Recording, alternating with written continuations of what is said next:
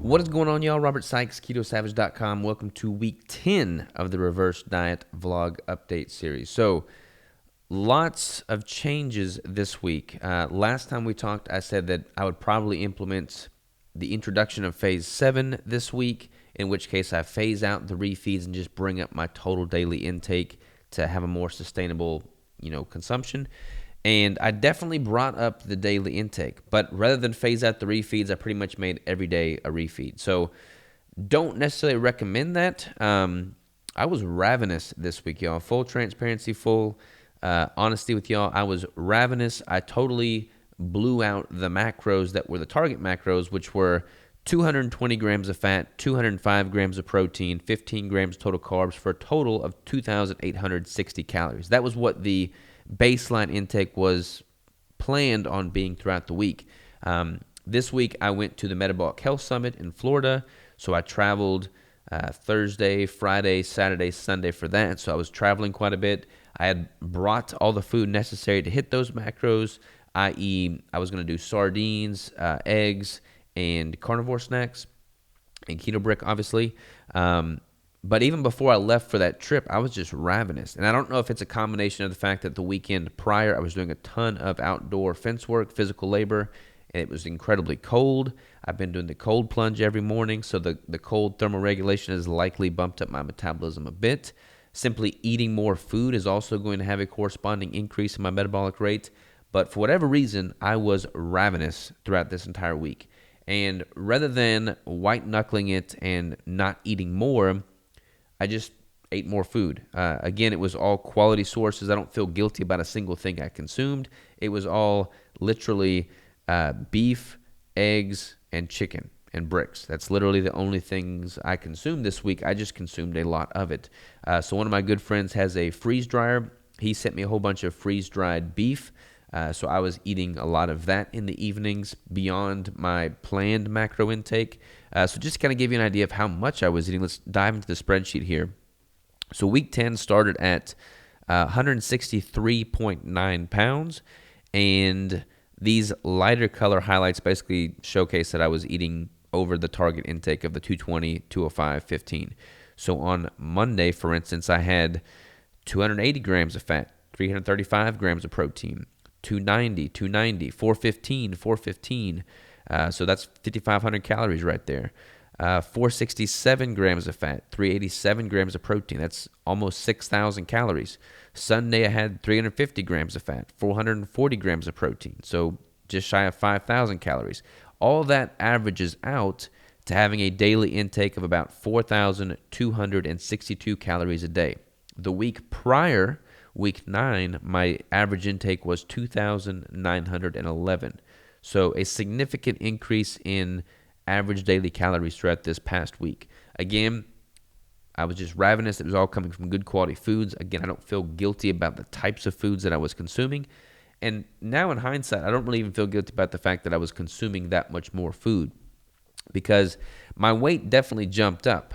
So started the week at 163.9, ended the week at 168. But after that high intake on Sunday, I actually woke up on Monday at 170.1, which is the highest I've been since before the prep started, or since, the prep started. So quite a lot of fluid retention there because of changes in sodium intake and just overall food in general.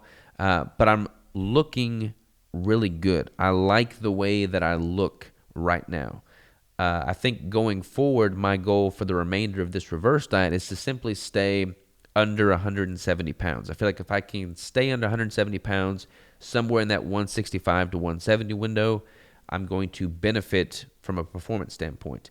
All throughout this week, my training has been next level. I've felt very powerful. I've recovered very well. I've hit PRs every single time I've walked into the gym, and I just feel really strong and good as a result of that increase in food and fuel. So again, I don't feel guilty about having that higher intake. I don't realistically need to continue that higher intake because 4,200 calories this soon post-prep is probably going to lead to some unnecessary body fat in the near future if I keep that up. So going into week 11, I'm going to titrate that down quite a bit. But I don't feel bad about me going over the food throughout week 10. One thing I've noticed is there's been periods where I've done, 6,000 calories a day for 3 months, in which case I felt miserable. I was force feeding. It was not pleasant. I did not enjoy it at all. And there's times like right now where I could eat 6,000 calories and easily put down another 4,000 if I let myself.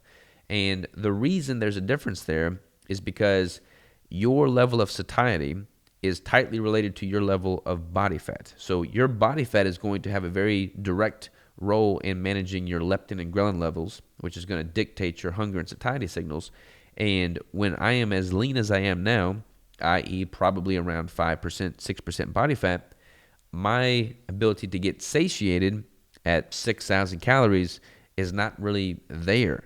Whereas if I was to consume those same 6,000 calories at a more manageable body fat that's sustainable at like 12, 13, 14, 15% body fat, I would feel much more satiated at that intake.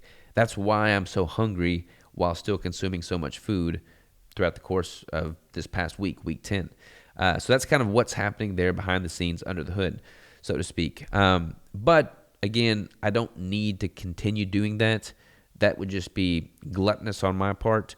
I know how I look now between that 165, 170 mark. I know how I feel now. I like the way I look. I love the way I feel. I love the way I'm performing. So I kind of want to hold things steady around that intake or around that body composition. So if I rewind a little bit and look at some of these average intakes over the past several weeks, you can see, let's just scroll up here to like week 5, for instance, in the reverse. Average intake of 3,400 calories, then 3,300, then 2,600, then 3,100, then down to 2,900, then up to 4,200. So I'm kind of modulating this intake a little bit. It's not nearly as linear like it was during the prep itself, which is okay in the reverse diet portion within reason. During the prep, I want to maintain constant pressure on my body so that it's got reason to keep that momentum going and continuing to lose body fat. In the reverse diet, I can kind of benefit from a metabolic standpoint by modulating my intake and having some days that are higher, some days that are lower, some weeks that are higher, some weeks that are lower, as long as it's not yo-yo dieting territory. So even with this modulation of average intake week to week in the reverse, I'm not dipping below an unhealthy level. When people yo-yo diet, they may eat 6,000 calories one day and then eat 1,000 calories or nothing the next day. 1,000 calories or nothing is obviously not good. On my low days, it's still at a very healthy intake for me at this stage in the reverse diet. That's the key. By modulating my intake and having some higher days and higher weekly averages, I can effectively acutely ramp up my metabolic rate. But then if I follow that with a lower average week that is still within a healthy reason and not too low, I'm only going to benefit from a metabolic standpoint. I'm not going to be down regulating my metabolism unnecessarily so. So that's kind of going to be the plan going forward. Again, the beauty of me doing this and showcasing all this and capturing all this information and not eating without capturing the data, without tracking, is that I have all this data to look back on and reflect upon. So every time I go through a prep, I learn something new. Every time I go through a reverse diet, I learn something new. This reverse diet's been the smoothest one thus far. I mean, I'm filming this on Wednesday, technically the next week, week 11. I woke up today at 167, not 0.2, just 167. And so I've dropped 3 pounds from that 170, and I feel really good, look really good, and I flushed out that fluid weight. At 167, as at the time of this recording, that's about 10 pounds up from what my show weight was. So 11 weeks into prep, 10 pounds up, that's a really healthy weight gain this far post-show. When I showed you on my prior spreadsheet for my 2020 prep that was done in the past, I was already 177 by this point. So I'm 10 pounds under what I was in the last prep. But I'm pushing heavier weight. I'm feeling better. I've got better composition. I still have all the vascularity and feathering in my quads and my physique. So I feel really good about how my body is responding and soaking up these macros. And one of the main reasons for that is because I'm only eating really high quality foods to begin with. If you start eating a bunch of sweeteners and junk and processed foods and carbohydrates, your body is just simply not going to make the most use of it, and it's going to turn to body fat, and you're not going to feel great. By only consuming great foods, even though it's in excess, my body is able to tolerate it very, very well. So that would be one thing that I would certainly advocate for as you start increasing your intake throughout your reverse diet. Now, as far as cardio goes, kept that consistent, 25 minutes at level 15. I kind of want to show you a little bit of what this looks like graphically speaking. So if we go up here, you can kind of see what my trend lines are looking like.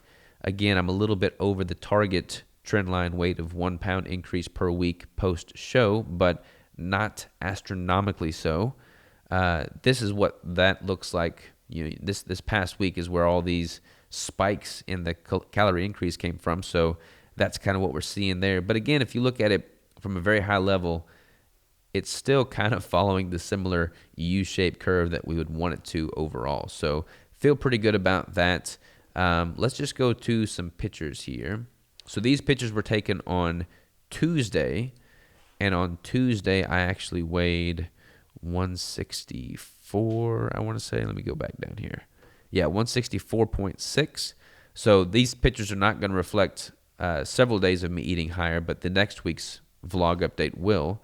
But just to kind of show you some of these pictures, here I am, 10 weeks post-show, still have the vascularity in my biceps, striations in my shoulder caps, definitely thicker. My skin is thicker. I don't have that crisp, dry look, but I've got much more of a full look, which I actually kind of like. I'm totally down with this look. But you still see all the separation in my legs and the quadriceps, just not quite as dry and peeled as I was at the lighter weight. But again, as I've said multiple times, that is not the goal of the reverse diet. You do not want to try and maintain show level conditioning, especially this far into the reverse diet. What I've come to realize now is that from 165 to 170, I feel really good. I look really good. My performance is really good. My recovery is really good. My sleep has improved. So what I'm going to try to do going forward for the remaining few weeks of this reverse diet is just simply stay within that window of 165 to 170. And give you a little teaser here. What I'm probably going to do, this will be more in depth with week 11's video update, but since I'm kind of filming this halfway through week 11 due to the traveling, what I'm probably going to do here this week is just clean things up, keep it super simple, target about 200, actually I'm targeting about 250 grams of fat this week.